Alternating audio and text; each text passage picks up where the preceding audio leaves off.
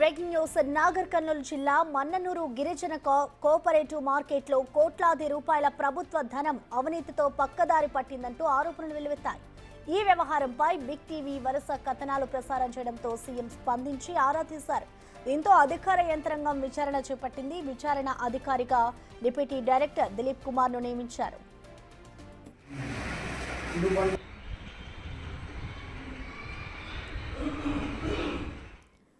Mannanur GCC ఆఫీసులో రాష్ట్ర గిరిజన సహకార సంస్థ చైర్మన్ కొట్నాక్ తిరుపతి తనిఖీలు చేపట్టారు. అవినీతికి పాల్పడ్డ వారిపై చర్యలు తీసుకుంటామని స్పష్టం చేశారు.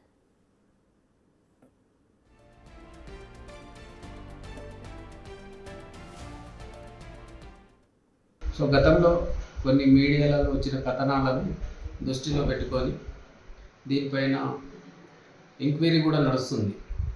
ఎందుకంటే ప్రతి ఒక్కటి చెప్పినాయని నిజాలు కావచ్చు, కాకపోవచ్చు.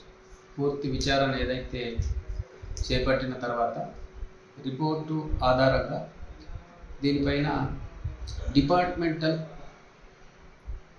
చర్యలు తీసుకుంటుంది. దానికి ప్రత్యేక అధికారిని కూడా నియమించడం జరిగింది. సరే, అవకతవకలు జరిగినాయి అని చెప్పడం వేరు, జరుగుతున్నాయి అన్నట్టు చెప్పడం వేరు. ఎందుకంటే దాన్ని క్లుప్తంగా పరిశీలించడానికే ఒక ఉన్నత అధికారిని కూడా సెక్రటరీ గారు వేయడం జరిగింది. ఒకవేళ దీంట్లో నిజంగానే తప్పిదం జరిగిందంటే దానిపైన చర్యలు తీసుకోవడం మాత్రం తప్పది. ఈ సంస్థ అభివృద్ధికే మేమందరం కూడా పనిచేస్తున్నాం. ఎందుకంటే కార్పొరేషన్ ఇది ఒక ఆదివాసులకు ఒక మినీ గవర్నమెంట్గా పనిచేస్తుంది.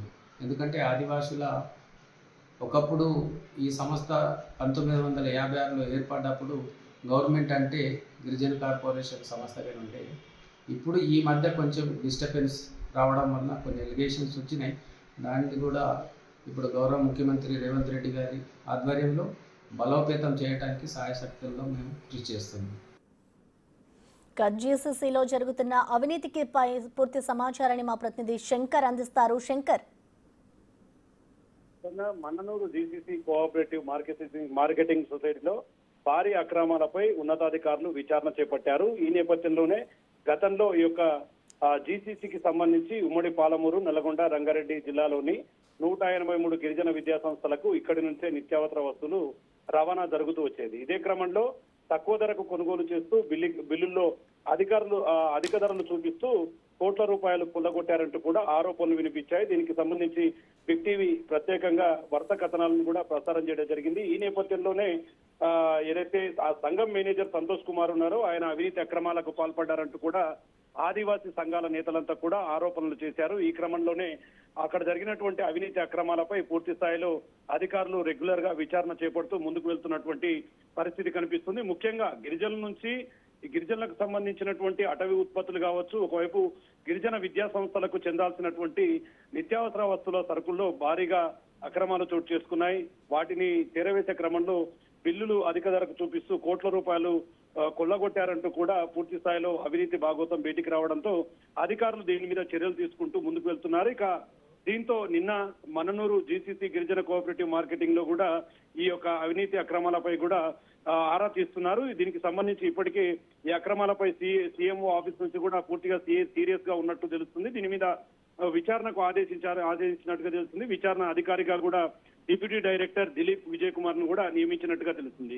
అయితే మన్ననూరు జీసీసీ ఆఫీసుకు సంబంధించి ఈ ఆఫీసులో రాష్ట్ర గిరిజన సహకార సంఘ సంస్థ చైర్మన్ గా ఉన్నటువంటి కొట్నాక్ తిరుపతి కూడా ఇప్పటికే అక్కడికి వెళ్లడంతో పాటు అక్కడ రికార్డులను కూడా పరిశీలించడం జరిగింది. అక్కడ రికార్డులు, అదే విధంగా వారు చూపించినటువంటి డబ్బులకు సంబంధించిన వ్యవహారాలన్నీ కూడా పూర్తిగా నమోదు చేస్తూ ముందుకు వెళ్తున్నటువంటి పరిస్థితి. ఎక్కడైనా సరే ఈ అవినీతిలో పాల్పంచుకుంటున్నట్లు అధికారులు ఉన్నట్లు తేలితే వారి మీద కఠినమైన చర్యలు తీసుకునేలాగా కూడా ముందుకు వెళ్తున్నటువంటి పరిస్థితి అయితే మన్ననూరు జీసీసీలో కనిపిస్తుంది. ఓవరాల్ గా ఉమ్మడి ఆంధ్రప్రదేశ్ లో ఉన్నప్పుడు కూడా ఇక్కడి నుంచి 183 విద్యా సంస్థలకు పూర్తి స్థాయిలో నిత్యావసర వస్తువులు, అదే విధంగా మిగతా ఇక్కడ నుంచే ప్రతి వస్తువు కూడా వెళ్లేది. ఈ క్రమంలోనే దీన్ని ఆసరాగా చేసుకున్నటువంటి కొంతమంది కోఆపరేటివ్ సంఘంలో ఉన్నటువంటి కొంతమంది ఉద్యోగులు ఈ అక్రమాలకు తెరలేపినట్టుగా తెలుస్తుంది. ఏదైతే దీనికి సంబంధించి టెండర్ ప్రక్రియ ద్వారా ఒక సంస్థకు ఈ యొక్క పూర్తి బాధ్యతను అప్పగించి అక్కడ నుంచే టెండర్ ద్వారా కూడా కొనుగోలు చేయాల్సి వస్తుంది. కానీ అట్లా టెండర్ ద్వారా కొనుగోలు చేయకుండా ఆ టెండర్ ను పక్కదారి పట్టించి తమకు సంబంధించినటువంటి ప్రైవేటు ఏజెన్సీల ద్వారా ఈ యొక్క నిత్యావసర వస్తువులను తీసుకోవడంతో పాటు వారితో కుమ్మక్కై లేని బిల్లులను ఉన్నట్టుగా చూపిస్తూ కోట్ల రూపాయలు స్వాహా చేశారన్న ఆరోపణలు కూడా సంఘం మేనేజర్ సంతోష్ పూర్తిగా ఆయన బాధ్యుని చేస్తున్నాడు. ఆయనే ఈ విధంగా దీనికి పాల్పడుతున్నారు. అతని మీద కఠినమైన చర్యలు తీసుకోవాలని చెప్పి కూడా ఒకవైపు ఆదివాసీ సంఘాల నేతలంతా కూడా దీని మీద ఫిర్యాదు చేయడం జరిగింది. ఈ నేపథ్యంలోనే అధికారులు దీని మీద చాలా సీరియస్ గా ముందుకు వెళ్తున్నారు. ముఖ్యంగా బిగ్ టీవీ వరుస కథనాలతో రెగ్యులర్ గా జీసీసీకి సంబంధించినటువంటి ప్రతి మూవ్మెంట్ పైన కూడా అధికారులు దృష్టి సారించినటువంటి పరిస్థితి. ఇప్పటికీ ఇక్కడ దీనికి సంబంధించినటువంటి పూర్తి వ్యవహార బాధ్యతలన్నీ కూడా ఒక ప్రత్యేక అధికారిని కూడా నియమిస్తూ వస్తున్నారు. ముఖ్యంగా అతనికి సంబంధించి గతంలో అతని ట్రాక్ రికార్డ్ ఏ విధంగా ఉంది, ఎక్కడెక్కడ అతను అవినీతికి పాల్పడి ఉంటాడు, ఈ క్రమంలో పూర్తిగా డాటాను అయితే బయటకు తీస్తున్నారు. ఒకవేళ ఇదంతా నిజమై ఖచ్చితంగా అతనికి సంబంధించి కోట్ల రూపాయల కుంభకోణం వెలుగు చూస్తే మాత్రం చాలా మంది సిబ్బంది పైన కూడా వేటుపడే అవకాశాలు అయితే ఇక్కడ కనిపిస్తున్నాయి. ప్రసన్న, ఓవరాల్ గా ఒకవైపు దళిత విద్యార్థులు కావచ్చు, మరోవైపు ఆదివాసీ విద్యార్థుల పైన ప్రభుత్వం ప్రత్యేకమైనటువంటి దృష్టి సారించి వారికి చదువు పట్ల కావచ్చు, వారికి తిండి విషయంలో నిత్యావసర వస్తువును కూడా సరైన పంపిణీ చేసే విధంగా కూడా చాలా జాగ్రత్తగా ముందుకు వెళ్తుంది. ఇలాంటి క్రమంలో అలాంటి వాటిని ఉపేక్షించేది లేదంటూ ఒకవైపు రాష్ట్ర ప్రభుత్వం దీని మీద సీరియస్ గా యాక్షన్ తీసుకోవాలని చెప్పి కూడా అధికారుల నియామకంతో పాటు దీని మీద పూర్తి స్థాయిలో నిఘా ఉంచి ముందుకు వెళ్తున్నటువంటి పరిస్థితి అయితే ఇక్కడ కనిపిస్తుంది. Prasanna, right, thank you Shankar.